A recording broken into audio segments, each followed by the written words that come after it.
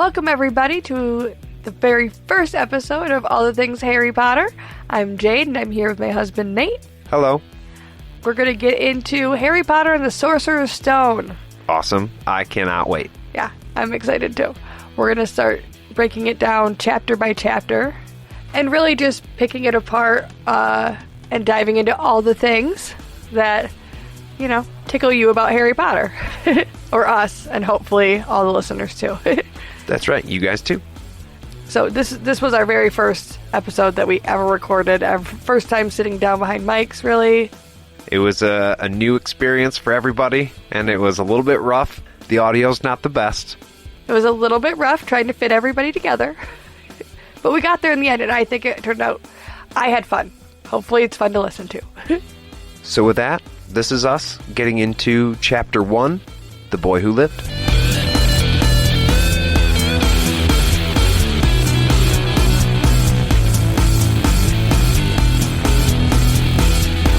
Well, first we can talk about the cover. Because I realized, when I started rereading, that there's a lot of stuff on here that I didn't notice when I was, like, a silly little child. That was, like, foreshadowing. Like, 3 dogs' heads that are on there. Fluffy, he's there. It's true. First time reading this, we were all really young. There's a lot of things that we probably missed, even in the cover. A lot of things that have to do with the story that you wouldn't have seen before. The unicorn. I didn't see that. There is a unicorn. In the Forbidden Forest. Harry on his broom. It's like a stone. Is that supposed to be the Sorcerer's Stone on there? Because I see him catching the snitch. But that's not the Sorcerer's Stone. No. I also find it interesting the way he's dressed in it. Because he's not wearing like Hogwarts or Quidditch robes. It's jeans and a sweater and a scarf. Is it a scarf or is it a cape? I think it's a cape. That's what I imagined cloaks were originally. I didn't think they were robes. I thought they were just like Lord of the Rings, like deals. Where it just kind of wraps around like a big blanket with a collar on it. Yeah, like a cape, but upgraded. Like an upgraded cape. Move over, Superman. Right. And he got a scar on his glasses. And his scar is in the middle of his head here, which is interesting to note, I feel like. And the weird hand with a candle on the back, which always kind of creeped me out a little bit. I don't know why. Who is Sneaky people. the owner of said hand? We don't know. Who does the hand belong to? I feel like it's supposed to be like... I always felt like it was supposed to be Dumbledore for some reason. But I don't know why. Like, he's... Dumbledore needs a manicure. Maybe it says somewhere in the book. Maybe it's, referenced somewhere. I don't know. I'm just saying, it always made me a little skeevy because it was just person behind the... I think it's the person behind the curtain. Pay no attention to the man behind the curtain, Jade. But yeah, so You're that's... not supposed to notice that guy. So the cover. We can get into the meat of the story now. Into the inside, well... gotta start somewhere. Because you're not supposed to judge a book by its cover, but here we are. But here we are doing that. But we're gonna. Yeah. And the shiny. I always liked the shiny part. I will say that. I like shiny things. Like a raccoon. Anyways. Chapter 1. The Boy Who Lived. What I forgot in rereading this, compared to when I read it when I was like 12, was that it actually starts with the Dursleys. Yeah. And you get a little peek into their life. Yeah. See, and that's what that... we should mention, real quick, I have only watched the movies, like, other than number 1 and 2, a couple times. So we've got a few different point of views going on here. Yeah, I am very, like, I remember it the way the books told the stories. I don't really remember the movies very well, because my kids ruined the movies a lot of times. I'm the same. So we've read the books numerous times, and so we know it that way. Well, I've only read them through once, and I've only ever seen the movies once. Well, that's it. I probably have the least amount of knowledge of anybody here, I kind of feel. Whereas James and I have a Harry Potter movie marathon at least every other weekend. But you guys are really, really familiar with the story. But he had never read the books, and I had read them once, but long ago. So now we have quite a few different perspectives. Movie, book, who did it better? Right. oh, well, I know. Obviously, the books. Yeah. Yeah, they changed a lot. That you guys didn't realize because you haven't read them for a long time. Exactly. Right.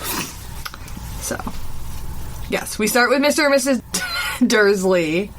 Well, Mr. Dursley. But they don't do with nonsense at all. No. And then he sees the fucking cat reading their a map. strict scheduled lives. Yeah. He's the director at Grunnings that makes drills. It's very boring, straightforward work. And he's fat. They make a very big point to make sure that you know that he's fat, like, right off the bat. Fat guys are jolly. They don't ever describe, like, his hair color or his eye color. They just describe his neck and the fact that he's fat. And he has a mustache. Neck. Yeah. Yeah. He has no neck. No neck? Oh. He's beefy with no neck. So his neck starts at, like, the top of his head and just... You know. You've seen no neck people. Yeah.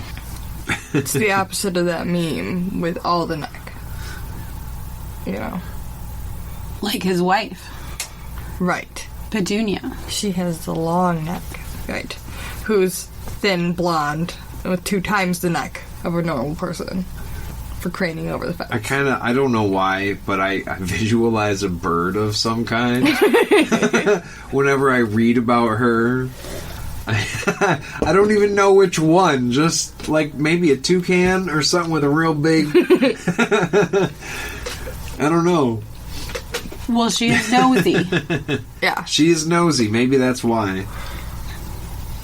Dudley, he's just like... They think he's perfect. He's a baby. Anyways. They love Dudley. Yeah. Yeah. The porky, whiny little baby. He's also fat. Even as a baby, you're made to know that he's fat. They don't like the Potters because they're not like them. And they have a kid, but they don't give a shit because they're not like them. So they don't tolerate with hanging out with them. Before Mr. Dursley even leaves for work, Dudley's already thrown a tantrum. And I think that lets you know, like, from the beginning of the story that he's going to be, like, an asshole. In the beginning of the movie, they wake up and it's his birthday. So we totally missed. Oh, yeah, skip all of this. All of that. Yeah. It goes right to his birthday. You don't see the cat reading the map. Right. And then reading the street sign, which I can see it so I could always see it so clearly in my head. And it looked just like that illustrated the one that I gave you that has... It's cute.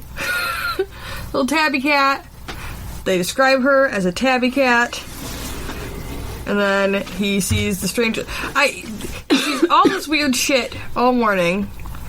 The cat reading the sign, strangely dressed people, older people that he thinks are collecting for something. And yet nobody noticed these things going on. Nobody really notices the oddly dressed people or the owls flying around. Yeah, they do. They mention it. The news mentions it. But on a daily basis, there's a special event on a regular. Oh, you're talking about don't okay. notice. You're talking about regular owls, like being Sorry. sent. Yeah. Yeah. Okay. We've gotten James's attention. I said, Okay, but Vernon doesn't notice him at all.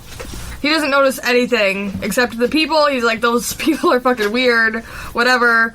I'm gonna go up to my workplace. He went down at lunch. He heard them say Harry, but he tried to ignore it because he really does not deal with nonsense, and he feels like even thinking about Harry or the Potters is going to get him into some nonsense.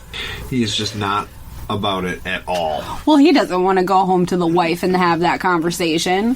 Right, he doesn't want to have to deal with that.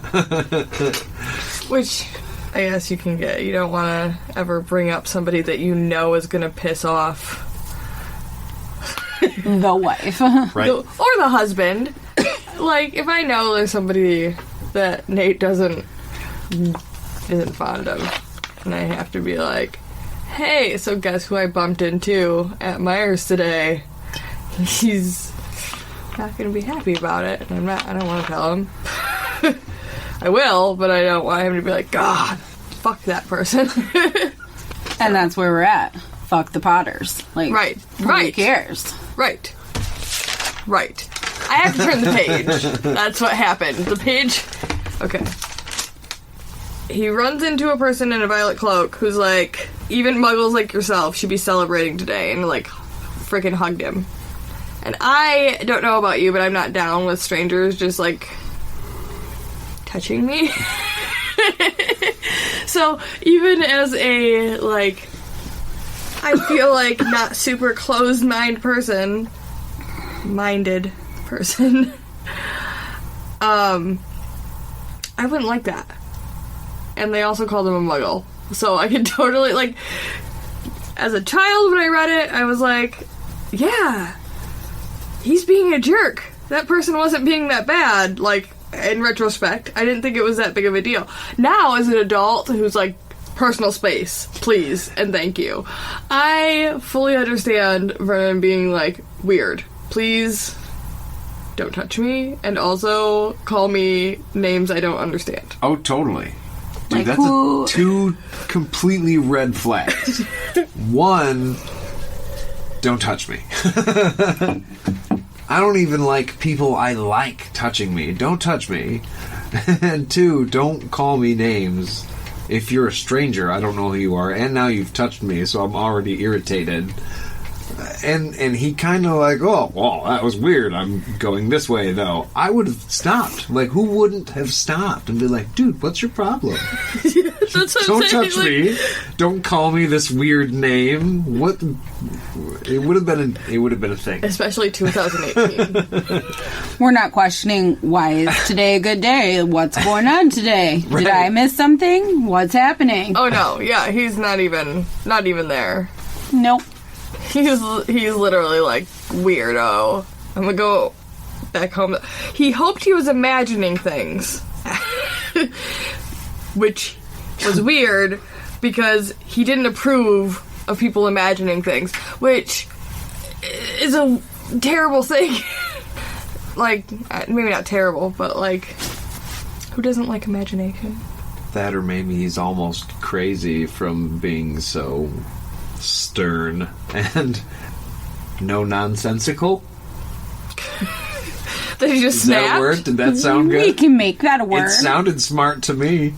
I mean, nonsensical is... It was a guess. I don't know. He's pretty intense, though, all the time. Yeah. He doesn't have an off. He's like strict mode or die. So did he snap then?